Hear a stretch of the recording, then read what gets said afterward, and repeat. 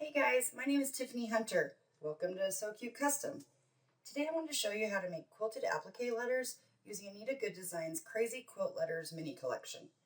I've had so much fun with this project, mainly because it's all done in the hoop, which means the machine does most of the work for you, giving you professional results even if you're like me and haven't been doing this for very long. I chose to make a personalized pillow for my younger daughter, and I think I got it done in under an hour. And I got to use scraps from previous projects. So it's quick, easy, cheap, and so cute. Hope you enjoy. The first thing you're going to want to do is sew out the first step on your machine. This just shows you where to place your fabric. After that, you'll lay down your fabric, and as you can see, I used scraps, and then I just sewed down step 2. Once that is all completed, I'm just going to take the hoop off the machine and go trim it up. And I'm going to get as close to the seam as possible without going into the seam.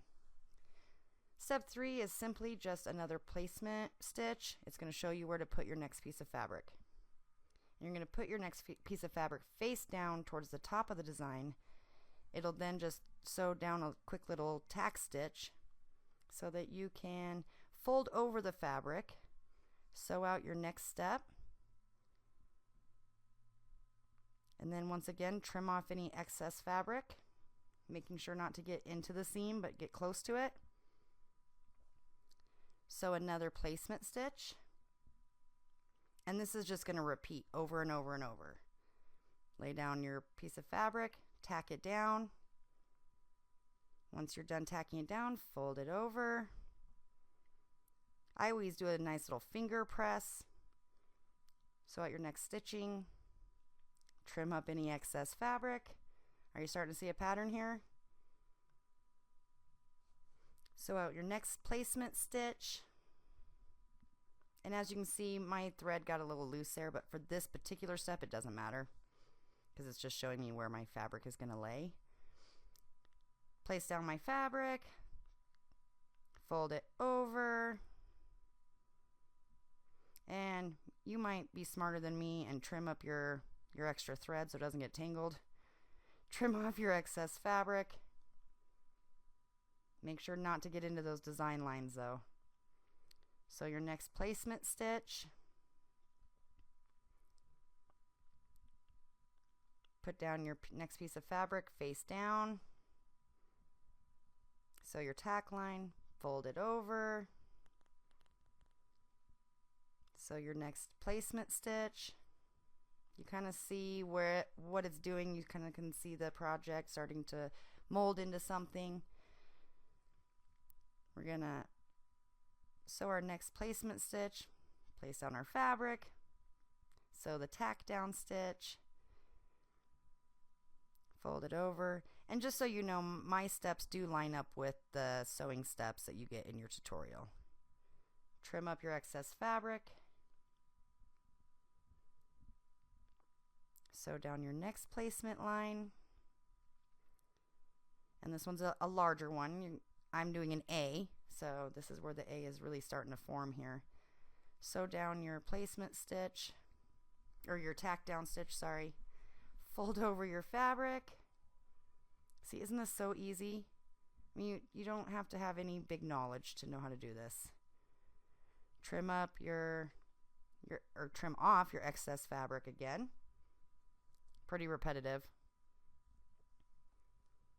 Sew your placement stitch. Lay down your next piece of fabric. One important thing is to line up your fabric with the same angle as they did. That way it'll lay down nice and flat for you. Sew out your tack down stitch. We're going to trim it up. This one was a little bit harder with the angles and the turns. And I tried not to get my hands in the way too much for you. I bet you can't guess what we're doing here. Sewing down that placement stitch again. It's a very important step because that way you know where to put your next piece of fabric. That's what makes this so easy. Sew down your tack down strip, fold your fabric over, Sew out step 26. Trim up your excess fabric. Bet you didn't see that one coming. Sew out your next placement stitch. And like I said, this will be step 27 in your design as well, as long as you're working with an A. There's your tack down strip. Fold over your fabric. Sew down your placement stitch. Trim it up.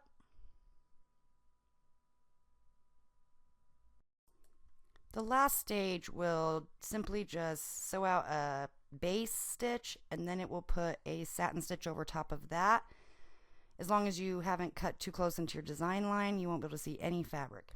I've time-lapsed this and cut out a lot of it just so you guys don't get bored. What do you guys think?